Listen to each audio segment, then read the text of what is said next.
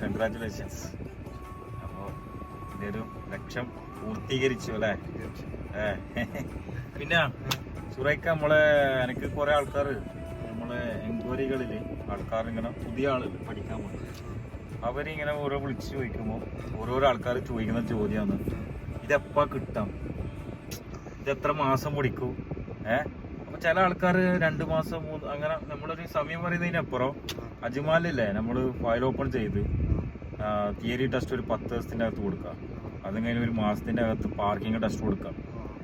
ഇതൊക്കെ ഒന്നാമത്തെ step pass, രണ്ടാമത്തെ സ്റ്റെപ്പ് പാസ്, മൂന്നാമത്തെ റോഡും പാസ്സാണെങ്കിൽ എന്തായി 2.5-3 മാസത്തിൻ്റെ അകത്ത് ലൈസൻസ് ആയി.